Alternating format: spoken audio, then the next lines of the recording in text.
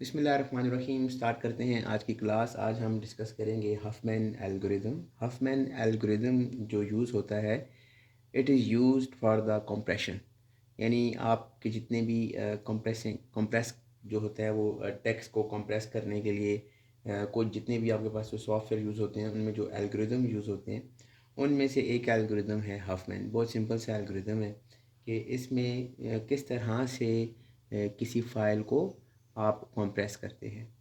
तो ये टेबल मैंने एक आपके सामने ये अगर देख रहे होंगे आप वीडियो में, ये टेबल है। इसमें सिर्फ लिखा हुआ है character, CH stands for the character, और इसके नीचे लिखा हुआ है FREQ, फ्रीक्वेंसी।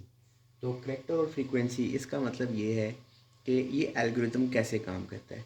ये एल्गोरिदम इस तरह काम करता है कि आप के पास सपोज़ आपने कोई टेक्स्ट है, उसे आपने कंप्रेस करना है। फॉर एग्जांपल आपके पास एक टेक्स्ट है, दिस इज़ माय टेक्स्ट। तो इसमें जो CH का मतलब है, CH stands for the character. इस तरह आप एक टेबल बनाएंगे, CH stand for the character. इसमें आप देखें कौन कौन से करेक्टर आपके पास यूज़ हुए हैं। तो सबसे पहले हम देखते हैं अल्फ़ाबेटिक ऑर्डर में। अगर आप देखें तो देख लें कि सबसे पहले कौन सा करेक्टर। चलिए अल्फ़ाबेटिक ऑर्डर में अभी आप नहीं लेते, सिंपल जो टी है ये कितनी दफ़ा यूज़ हुआ है, यहाँ पे लिख लें फ्रीक्वेंसी, यानी कितनी दफ़ा इस टेक्स्ट में ये अपीयर हुआ है। 1, 2 और 3। तो 3 टाइम्स ये टी जो है ये अपीयर हुआ है इन दिस टेक्स्ट। इसी तरह एच कितनी दफ़ा अपीयर हुआ है, एच को चेक करें, 1, और बस एक ही दफ़ा अपीयर हुआ है। इसी तरह आई कितनी दफ़ा अपीयर हुआ, 1, 2। तो इस तरह से सबसे पहले आपने ये करना है कि जो भी आपका टेक्स्ट उस स्ट्रीम ऑफ टेक्स्ट में जिसको आप कंप्रेस करने जा रहे हैं, उसमें अगर जितनी दफ़ा भी वो अपीयर होता है उसे आप ऐसे टेबल के नीचे आप उसे ऐसे लिख देंगे। जब ये काम आप कर लेंगे तो नेक्स्ट टास्क आपका स्टार्ट होता है। वो ये है कि फ़र्स्ट ऑफ ऑल आपने ये करना है, आपने इन करेक्टर्स को सॉर्ट करना है in terms of their frequency. कि फ्रीक्वेंसी के पॉइंट ऑफ व्यू से कौन कौन से करेक्टर्स हैं जो पहले आने चाहिए और कौन से नहीं। असेंडिंग ऑर्डर में आपने इसे सॉर्ट कर देना है। अगर आप इसे असेंडिंग ऑर्डर में सॉर्ट करें तो कैसे करेंगे कि सबसे जो छोटी वैल्यू है वो जी है, तो इसे आप यूँ कहते हैं ये फर्स्ट नंबर पे आएगा। मैंने फर्स्ट साथ इसके लिख दिया। इसी तरह से नेक्स्ट जो बिगेस्ट वैल्यू है, सिक्स से अगली वो कौन सी है, वो हमारे पास है 13। तो सेकंड आपके पास ये वाला करेक्टर जो है वो जाएगा। तो तीसरा जो है वो कहाँ पे जाएगा, 13 के बाद 17। ठीक हो गया। उसके बाद कौन सा जाएगा, 17 के बाद 18। 18 के बाद कौन सा है जी, 29। 29 के बाद 36 और 7, ये सबसे आखिर में आएगा। तो अब आपने ये करना है, जब आप ये कर लेंगे तो नेक्स्ट आपने ये करना है कि एक टेबल ड्रॉ करना है लाइक दिस। ऐसे ड्रॉ करने के बाद इसके ऊपर आपने इस तरह से जो फ्रीक्वेंसीज आपने अभी सॉर्ट की हैं उनको लिखना है। जैसे ये फर्स्ट पे आएगा जी, तो आप लिख दें G6। सेकंड पे कौन सा आ रहा है, D13। थर्ड पे कौन सा आ रहा है, F17। फोर्थ पे कौन सा आ रहा है, B18। फिफ्थ पे कौन सा आ रहा है, C29। इसी तरह 7 पे कौन सा आ रहा है, 7 पे आपके पास कौन सा आ रहा है, ए आपके पास आ जाएगा 37। अब आपने ये करना है, जब ये आप यहाँ पे कर लेंगे, इसे काउंट करें कितने कैरेक्टर्स हैं, 1 2 3 4 5 6 7, 4 5, 1 2 3 4 5 6। कोई कैरेक्टर यहाँ से हमने मिस किया है। अब वो कौन सा कैरेक्टर है कि पहले वाला जी तो आ गया, फिर सेकंड नंबर पे जो था डी भी आ गया, थर्ड पे 17 भी आ गया, फोर्थ पे बी भी आ गया 18, फिफ्थ पे सी था 29, और सिक्स पे था ई। तो यहाँ पे ई है, ई कितना है 30, और उसके बाद फिर आखिर में ए है, ए कितना है 37। अच्छा, जब ये अब देख लें कि जो आपने सॉर्ट करने हैं, जब ऐसे आप इसकी वेरिफिकेशन भी कर सकते हैं कि क्या जो आपने एलिमेंट डाले हैं वो उतने ही हैं जितने आपके अपीयर हुए थे टेक्स्ट में। तो ऐसे आप इसे सॉर्ट कर लें। अब आपने ये करना है कि जो सबसे पहले जो दो आपके पास एलिमेंट्स हैं, यानी पहले जो करेक्टर्स हैं, पहले जो दो करेक्टर्स हैं, इनको आपने मर्ज करके एक नोड क्रिएट करना है। ठीक है, इन दोनों को ऐड करना है और ऐड करने के बाद एक नोड क्रिएट करना है। उस नोड को हम कहेंगे नोड 1। तो कैसे आप करेंगे नोड 1 क्रिएट? आप ये लिखेंगे node 1 which is used by adding these two nodes, the frequencies of these two nodes. किसकी? जी की और डी की। इन दोनों की फ्रीक्वेंसी को ऐड करके हमने नोड 1 बनाया। इन दोनों को ऐड करें, क्या बनता है? ये बनता है 19। ठीक हो गया? तो 19, तो इसका मतलब है कि जी और डी की जगह पे, ये जो डी और डी है, इसकी जगह पे आपने एक नोड बनाया है और उस नोड का नाम है N1 और उसकी जो फ्रीक्वेंसी है वो है 19। अब ये जो नोड आपने बना दिया, साथ इसकी फ्रीक्वेंसी भी आपने क्रिएट कर दी। एक तरफ तो आपने इसको ऐसे बना दिया, दूसरा आपने ये करना है ग्राफिकली आपने इसको ड्रॉ करना है। और कैसे ड्रॉ करना है? आपने लिखना है N1, ये नोड 1, और इसका आपने ट्री बनाना है। तो ट्री आप कैसे बनाते हैं? इसके दो एलिमेंट होंगे आपके पास, एक लेफ़्ट साइड वाला, एक राइट साइड वाला। तो लेफ़्ट साइड वाली वैल्यू वो होती है जो स्मॉल वैल्यू होती है, ट्री के बेसिक कॉन्सेप्ट्स में आता है ये। तो और राइट साइड में जो वैल्यू होती है वो बड़ी वैल्यू होती है। तो लेफ़्ट साइड पे कौन सा एलिमेंट आएगा आपका? लेफ़्ट साइड पे जो एलिमेंट आपके पास आएगा वो आ जाएगा, डी की फ्रीक्वेंसी कितनी थी? 13। तो लेफ़्ट साइड पर आपके पास आ जाएगा ये 6 + 13, ऐसे आ रहे हैं ना। जी की वैल्यू 6 थी और डी की 13 फ्रीक्वेंसी थी। तो आप ऐसा करेंगे, यहाँ पे आप लिखेंगे कि इस तरफ है आपके पास G/6, इसकी फ्रीक्वेंसी थी 6, और साथ ही आप यहाँ पे लिखेंगे डी और इसकी फ्रीक्वेंसी कितनी है? 13। इन दोनों को मिला के आपने एक नोड क्रिएट किया, कौन सा? N1। और N1 की फ्रीक्वेंसी कितनी है? N1 की फ्रीक्वेंसी है, यानी आप यहाँ पे से ऐसे लिख सकते हैं N1, और इसकी फ्रीक्वेंसी है /19। ये एक नोड क्रिएट किया है। इसके लेफ़्ट पे ये G वाला है नोड और राइट साइड पे D वाला नोड है। ये आप ऐसे कर लेंगे। जब ये आप बना लेंगे, फिर आपने क्या करना है, ये जो नोड आपने क्रिएट किया है, अब फिर दोबारा से आपने इसे सॉर्ट करना है। अब दोबारा से सॉर्ट करें N1 को दोबारा से, क्योंकि आप नया एलिमेंट आपने ऐड कर दिया, नया नोड ऐड कर दिया, और नया नोड आपने देखना है कि क्या सॉर्टेड है या नहीं।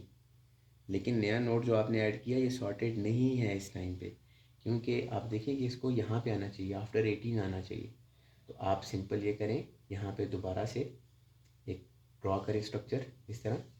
यानी आपने जब पेपर में सॉल्व करने अगर आया तो वैसे बड़ा सिंपल है।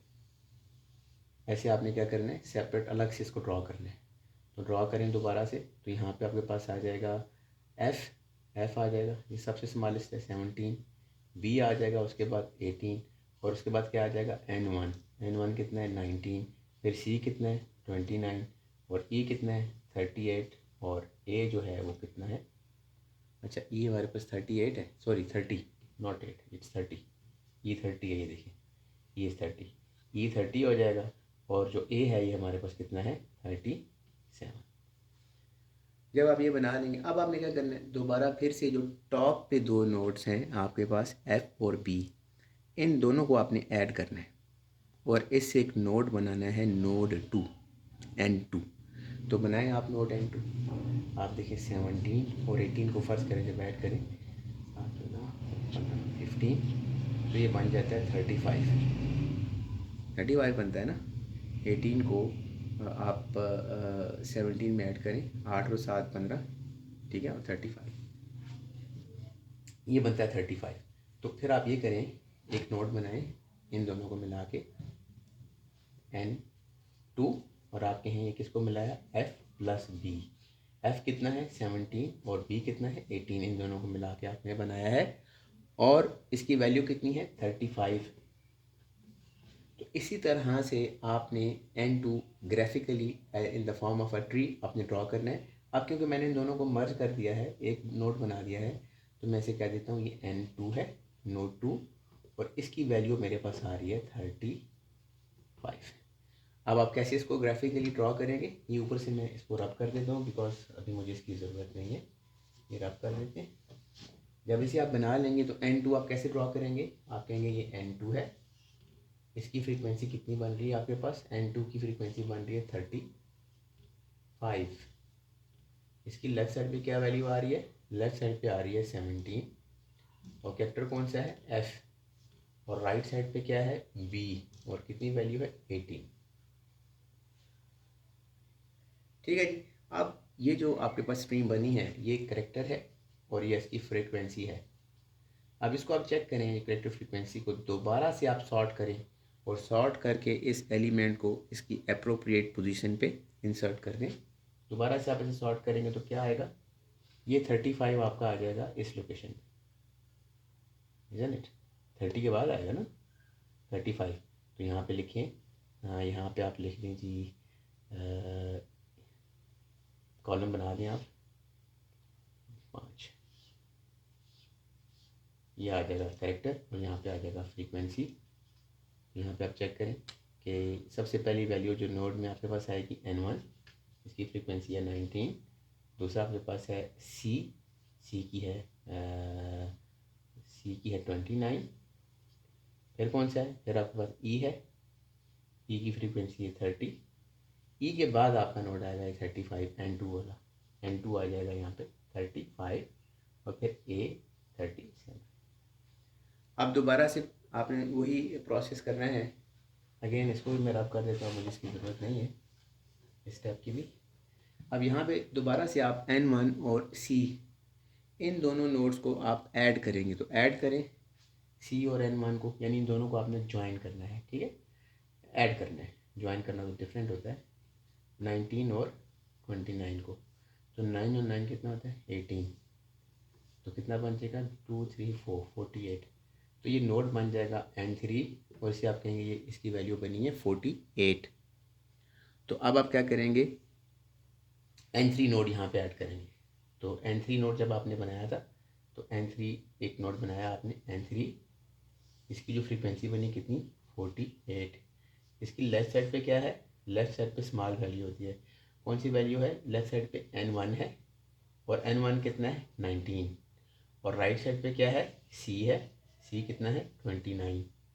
ठीक हो गया, ये आपने इसको ड्रॉ कर लिया। जब इसे आप ड्रॉ कर लेंगे तो ये भी बात आपको पता है कि N1 की क्या वैल्यू है, वो भी आपको पता है। N1 की क्या वैल्यू है, N1 ये हमारे पास नोड है, N1 हमारे पास है G6 और D13, यानी ट्री हमने उसके साथ ज्वाइन कर दिया, ये ज्वाइन हुआ है यहाँ पे N1 की जगह पे, ये जो ट्री था इसको हमने वहाँ पे ज्वाइन कर दिया है। अब जब आप इसको ज्वाइन कर देंगे, आपने एक N3 बना लिया, तो यहाँ पे भी आप N3 बनाएं, यहाँ पर जाएगा N3, इसकी वैल्यू बन रही है 48। अब अगर आप इसे चेक करें तो ये 48 कहाँ पे जाएगा, सबसे आखिर में जाएगा। तो 4 एलिमेंट्स आपके पास बच गए हैं। अभी मैं यहाँ पे स्पेस थोड़ी सी कम है, तो यहाँ पे हम लिखेंगे E N2 A N3। E को देखें, E की फ्रीक्वेंसी हमारे पास है 30, N2 की है 35, A की है 37 और N3 की है 48। ये करेक्टर, ये फ्रीक्वेंसी इसकी। जब ये आप कर लेंगे, अब अगेन दोबारा आपने जो टॉप पे जो दो नोड्स हैं इन दोनों को आपस में ज्वाइन करना है। ये कौन से हैं, E और N2। तो आप एक बनाएंगे नोड N4, इसमें E प्लस N2 होगा। E की वैल्यू है 30 और N2 की वैल्यू है 35, तो ये बन जाएगा 65। ठीक है, N4 नोड बनेगा 65। तो यहाँ पे आप N4 नोड बनाएं। N4 नोड आप ग्राफिकली कैसे ड्रॉ करेंगे, ग्राफिकली आप N4 इस तरह ड्रॉ करेंगे। मैं यहाँ पे इसको कोशिश करता हूँ, जगह काम है N4, तो लेफ़्ट साइड पे क्या आ जाएगा, ऐसी वैल्यू आएगी जो स्मॉल है, वो है E30 और राइट साइड पे कौन सी वैल्यू आएगी N2/35। ठीक हो गया, जबकि N4 में जो वैल्यू आई है इन सबको ऐड करने के बाद वो आई है 65 ऐसे। अब देखिए जो N2 है, ये हमारे पास N2 की वैल्यू आ गई। ये N2 का ट्री ये बना हुआ है। इस N2 वाले ट्री को आप यहाँ पे ज्वाइन कर दें।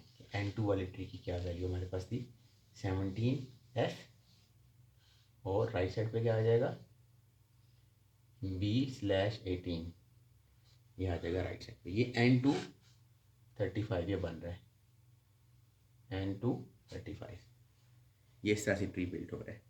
तो आप देख लें N4 के साथ, ये N4 के साथ बन रहा है, ठीक है, ये N3 के साथ ऐसे बन रहा है। अब जब इसको आप ऐड कर देंगे, ऐड करें यहाँ पे, ये आपने बना दिया जी N4, यहाँ पे आप देखिए, इसको मैं यहाँ से रब कर देता हूँ, मुझे इसकी ज़रूरत नहीं है। N4 क्यों ज़रूरत नहीं है, मैंने वहाँ पे उसे ड्रॉ कर दिया। N4 में आ जाएगा 65। अब ये इसकी फ्रीक्वेंसीज़ हैं। अब इनको अगर आप सॉर्ट करें तो अगेन कैसे सॉर्ट करेंगे, यहाँ पे 3 कॉलम बना दें, 1 2 और ये 3। तो सबसे पहली वैल्यू आ जाएगी A, दूसरी आ जाएगी N3 और तीसरी आ जाएगी N4। A में कितनी वैल्यू है 37 फ्रीक्वेंसी, N3 की है 48 और N4 की है 65। ये करेक्टर है, ये फ्रीक्वेंसी है।